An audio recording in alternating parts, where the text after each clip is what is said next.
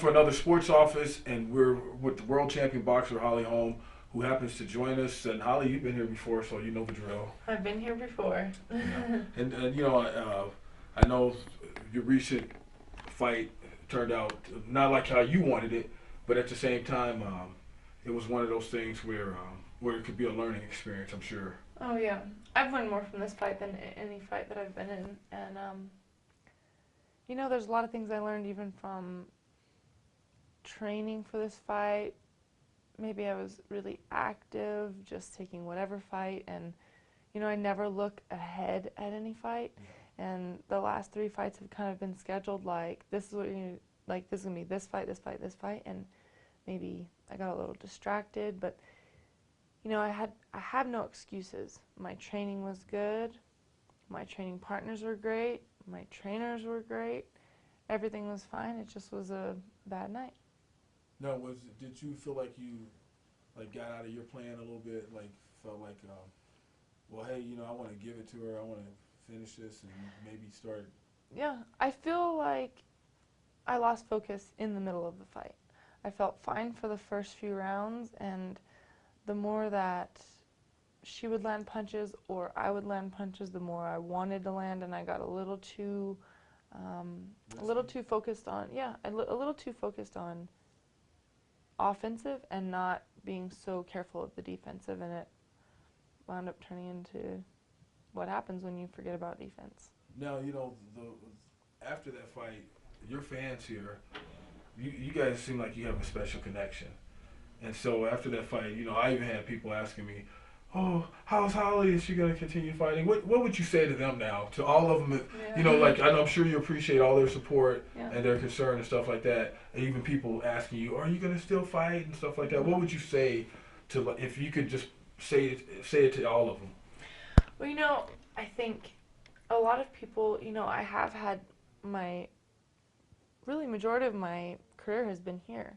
So I think people feel really connected, and which is great because I love that I have that great of fans, but it also comes with the emotion of things, and definitely not retiring after a loss when I've had, I mean, I don't know how many years I went undefeated, and I think sometimes maybe it just made more realization of what I face every time I go in there. It wasn't just this fight that I faced a tough opponent. Right. It's been this whole time, and so it's in a way it's been not just dealing with the loss on my own part, but just the emotions of everybody connected with it, and you know, wondering if I'm going to retire. And I mean, you know, a career that long, I am definitely not retiring on that note. Not going to do it, and I think that when people really sit back and think about it, nobody would want to end on that note, and they understand that, but it's been kind of hard for people to comprehend it right away. I think now that kind of the emotion has subsided, but you know, before the fight I was telling my future sister-in-law, she was asking me like, you know, what made me nervous, and I was telling her, you know, it's not just, I'm either going to have a good night or a bad night. Like a great night or a horrible night, and not only for me, but the people around me, because you know, if I lose, then they feel it too. And she said, well, like we don't care. Like we want you, like we love you either way. And I said, yeah, it's not that. It's that if I lose, you guys know that I'm hurting, so you hurt with me, and like your emotions go with it. Right. And every time I get in the ring, I carry that. And so getting in there, that's part of my nervousness. That's part of the stress you carry. That's part of, you know, the closer it gets to a fight, the heavier it gets on your shoulders, and it doesn't go away until the fight's over. So that's part of where that comes from, and so it is connected. I'm very connected with my fans. Friends, family, of course, and fans as well, but it's just been a lot of, you know, a lot of people that maybe did the double take before do the double take, but like really check out the face, make sure everything's like, okay. Are you okay? And and tell everybody you're all right. Yes, I'm totally fine. My health's great. I went to the doctors, which it wasn't really something I had to do, but I did for my own precaution. I mean, you know, you take precautions after getting knocked out. Yes, you get a concussion when you get knocked out, and I think it just seems so harsh when it's something that you choose to do, but I know millions of people that have concussions from car wrecks, and You know, people tell me every story. Oh, this person got a concussion from a boating accident, and then this happened, and this person got a concussion from, you know, this, and this happened. I'm like, so that all happened with that other stuff. You know, like it can happen with anything in life. And so, yes, I increase the risk by choosing what I do. But, you know, I don't know how many accidents there are snowboarding and skiing and things like that. And that's something that never is seemed to be dangerous or anything like that. And so, you know, I know that there's a risk in it, but I don't want to stop living my life and following my dreams. Exactly. Well, did you think the fight? Do you think they should have stopped it earlier? Were you aware of what was going on like that? Like I'm looking at this video, and there was one point where you're back up against the ropes and your arm got caught in there, and he took your arm out and just like, you guys go again. And at that point, I thought you were probably through then, because it just looked like you were just going through the motions. It looked like you weren't really 100%. Am I right about that? Yeah. Oh, I was out of it, but I don't want to be too hard on Rocky either. I've had a lot of people call and want interviews about him and reffing the fight, and usually what a big problem is too is when refs call the fight too early, when maybe somebody was ahead, could have fought through it and could have won. And so it's a hard spot to be in, to be a ref. A lot of people think that they just stand in there and break you if you are holding too much, and you know, it's not that easy. Like if you get completely knocked out, well, that's an easy call of the fight. You're out, you're done. But I kept getting back up, and I think, you know, I'm glad he let me fight. I think everybody agrees that it probably could have been called after that, but I do remember that in the fight. And usually at that point, you don't remember anything about the fight. And I remember thinking, I remember my arm being caught over there, and I remember thinking, oh, I'm in bad shape. But I mean, I was still there, and I know at that point he could have called it, and nobody would complain about it. I mean, it was done. I was definitely out of it. But I think just, you know, that was a very, very big, high-profile fight, and I think that he was just giving me the benefit of the doubt. And so, as uncomfortable as everybody was with the reffing in that fight, I'm fine with it. I'm okay with it, and I know that that's because I'm the one in there, and so, and I think it's easy to say that now because I'm fine, and you know. Well, I mean, you're the one who was fighting, so you would know if you were fine with it for real. Yeah, I mean, I knew I was done. Yeah. Even getting back up after the 6th round, you know, even walking back to the stool, like I knew I was. But the thing is, I knew I was there, and I couldn't recover. And I have seen, you've seen fights, big fights, not the last one, but Manny Pacquiao and Marquez, the last fight they had, one got dropped and was totally out of it in the earlier rounds, and then one got dropped after that, but they fought all the way to a decision. And so sometimes it's kind of hard because you never know if somebody's going to recover. Right. And so I know that's a really hard spot to be in, and I just couldn't recover from it. So she just, and part of my problem was, and this was one of those learning experiences, I can't give up. I've never really been behind in a fight, and so when I train, I think, okay, Holly, say you lost rounds 1 through 4, that means you have to win 5 through 10 in order to win this fight. So I put myself there mentally when I'm training sometimes, just to make sure that if I get there in a fight, I react right, because that can be a scary spot to be in. And you don't ever want to give up just because you're behind. And as well as if you're ahead, you don't want to, just like we were talking about football today. Yeah, you don't want to. You give up, somebody can come from behind. And because they're still trying. Yeah, so you cannot let go or give up in any round from 1 through 10, from bell to bell of every round. And I even put myself in the spot, okay, say you got rocked. You got your bell rung a little bit, you need to fight, you know, you can't give up. You need to fight, you have to keep going. And I think what I did is I just put that in my head so much that, yes, I kept going, there's no doubt about it. I kept getting up and I kept fighting. But I didn't really, what I let go was the game plan. Yeah. And that's why I couldn't recover, because I kept taking shots. And if I would have fought smart and not been there, because when I was watching, that's what I woke up to, the news the next morning, watching the clips of my fight from the night before. And I looked at it and I thought, man, I still was hitting her to the very end, but I was getting hit back and taking more shots than I was giving. And because I was standing there, and I needed to hit and take angles and move around, and that's where I went wrong. Is I lost focus of the game plan after I got rocked. I went into don't give up mode, and I lost focus of the game plan, and that's where I went wrong. Well, the 90-day thing. You guys still gonna fight? You guys still gonna fight in 90 days? No, and she called, her camp called and asked about it, and I'm sure because she probably wants to be able to take another fight, there was talk of me being able to fight the German girl, and that's kind of contingent upon my last fight, so that's kind of heartbreaking because I lose that as well.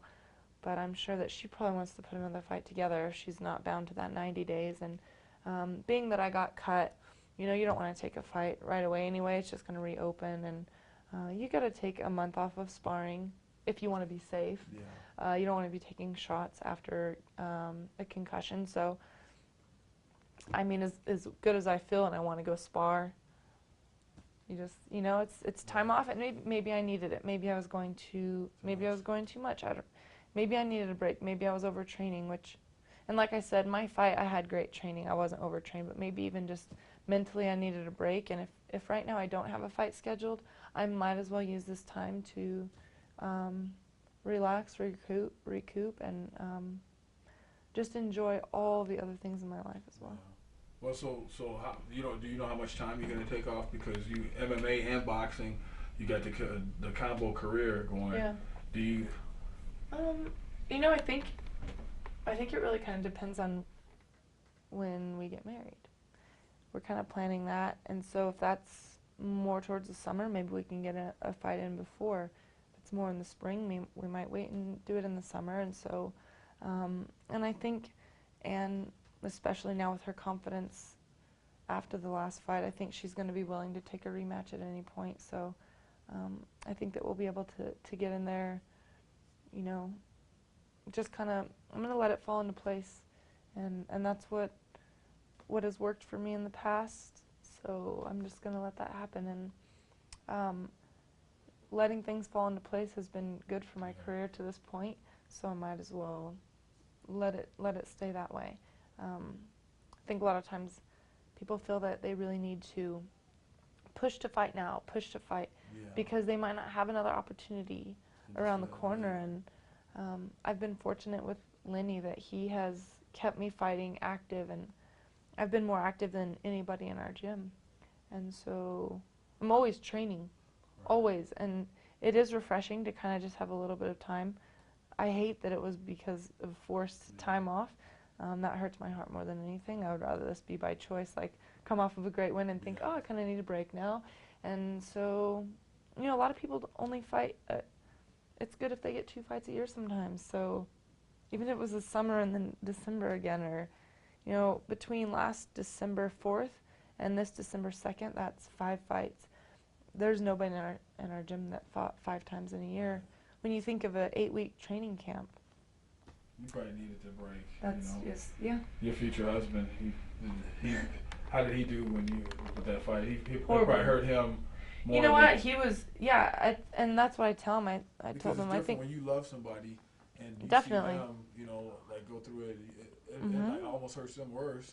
Oh, definitely. You feel like, I think it's always harder to watch somebody else hurt than it is yourself. I think, nuts. Yeah, he was really concerned about me, and he just really cares. And so, he was great. He was great with me after the fight, and he understands my passions, and I understand his concern. My dad also was very concerned after the fight, and my dad's worked my corner the whole time and always been very supportive, and this is the first time he felt a little reserved about what I do, and rightfully so. It all comes from a good place. Yeah, no, I understand. But I think that it's like that with anybody. When you watch somebody else hurt, you want to protect them. And when it's yourself, it's with anything. When you're the passenger in a car, you pump the air brake because you're not really in control. It's not you. And, when somebody might say something rude to your friend, it really makes you mad. When they say it to you, you can kind of brush it off. Exactly. I think anything is like that. You're always kind of, when it's not for you, about you, or in control, in your control, it's always harder to handle. And so I think it was, I said it definitely was harder for people to watch it than it was for me to experience it.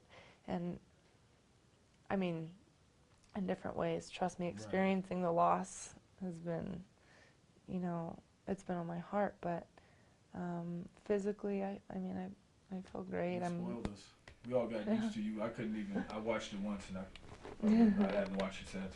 Yeah, and even watching it the next morning, I saw, the last fall I had where I was just, sticking out the ropes and out. I thought, oh, well, that looks pretty bad. Like, I can understand why people were really emotional about it. And, I had a friend that drove to hospitals looking for me. I had a friend that, I've had a lot of cards and stuff, and had flowers sent to my house from numerous people, and which is great because I feel the love, but I definitely want them to know, like, I'm great, I'm doing good, I'm just looking at what I can learn from this situation and move on and get better and become better. And I think I don't know, I think that I'll be able to be a better person for it. I'm gonna tell myself that. Right. There's no other way to do it but that way. So I just want to really, really look at what I can learn from this situation, and in a lot of ways. I told my dad, like, not that he was asking me to retire, but I said it's just kind of pouring out of everybody, like, the doubt that they have. Yeah. When I know that it's all coming from the emotion in a good place, but when it comes, if that would have been a win, nobody would have thought of me retiring. Right. They would have thought, what's next for you? Exactly. And so, yes, win or lose, this next fight, I'm still going to face that same thing. Win, lose, draw, knockout, TKO, unanimous decision, all that comes with every fight I take. But because it was a loss this time, everybody looks at it differently. If it would have been a win, then it would have been a, what's next for Holly? What great opportunities can you have now? And so I said, it's just, I was telling my dad, not that he was being negative, he was being very positive, but just in talking with him, I said, it's just, I don't really like to feel the doubt either. Right. I feel like I've had a pretty blessed career. I said, I don't want to be 80 years old and think back and think, did I just give up after one loss? Was I that much of, did I just give up on it that easily? Yeah. And that's definitely not what I want, and so I'm definitely not going out like this. I think also it makes a big difference. If I had been taking shots my whole career, this would be maybe, well, okay, that was it. You've been taking too many shots and this just topped it off. But I've been pretty successful. Yeah. I haven't been taking that many shots, so I don't feel like one fight should set that. I mean, I don't plan on it being this way, but if next fight, if this is like how it's going, definitely I would think about it and have to end on a bottom note. I want to end on a high note. There's times you have to end on a low note, but definitely not in this situation. It's just not, it would bother me the rest of my life. I understand that. Thank you so much for your time. Thank you for your time. Because I've been wanting to get you in here and talk to you. Just because I'm glad that I got to come there's in. so many people. You got a big fan base out there. Holly Holm, world champion. What is next? Do you have an announcement or anything? Nothing's set. Nothing's set. There's no fight that's scheduled, which is good, because even if it's 6 months in advance, I would still feel like I have to train today, which I'm still working out. I'm still training, doing things. But I can kind of choose to say no for the day if I want a day off. Right. And you still have a couple of belts left, right? I know you had 6. How many belts you have now? I'm not sure how many. If you don't fight for them, then they go vacant. Okay. And because I've been doing MMA as well, if you don't fight for them within 6 months or whatever. But 147 is not the only weight class I've fought at. There's been belts at 140, 147, so you have and at least 154. 1 or 2 belts So there's plenty. You're still the world champion somewhere. Yeah, and if I have to come in and try and work my way back to get them, then I will. Mr. Winklejohn says, he also tells us fighters that if we can't make it fighting, we just need to get a job and don't be lazy. Yeah. And, I still had a job until I had my first world title, I was still working. Because even though I had the world title, I still had to pay my bills because I wasn't making as much money fighting as I needed to live off of. Right. And so he always is the one telling all the fighters, well, get a job then. You know, if it has, you have too much time between fights, or Yeah. if this one didn't make it, or, but you know, we were actually before this fight we were talking, and I was like, man, I hate to lose. That is the bottom line. I hate to lose. It's not in me. I can't. When people say, oh, you win some, you lose some, no. you go to win every one. And there's a lot of stress with that. And you get tested. Every time you have a fight, that is a make or break in your career sometimes. And the way he was, you know, explaining it too, and I never really thought of it like this before, but it's totally true. You know, a doctor works, you know, and gets this schooling, and they're a doctor. One little bad test doesn't make you have to start all the way back at your bachelor's degree and taking your basics, you know. And with fighting, you can be the world champ. You have a couple losses, you're back to ground one, and you have to start from square one to work yourself the way back up. And you put just as many years into it as a doctor has. And yes, a doctor has our lives at hand. So, Right. I mean, I'm not trying to really No, I know compare what the you're two, saying, but I do know what you're saying. you do always have to be on It's always like on your go mark. straight to the bottom and go back up again. Yeah, you always have to be working hard, and when you're at the top, you have to stay there. You have to still stay there, or else you get bumped down, and you do have to climb the ladder again. And your career is not as long. Yeah. You have a very short window of opportunity, and you want to make the most of it while it's there, because it's not going to be there forever. Well, thank you for your time. Thank you. Bob Thomas behind camera filling in for Robert Pugsley. We'll see you guys next time.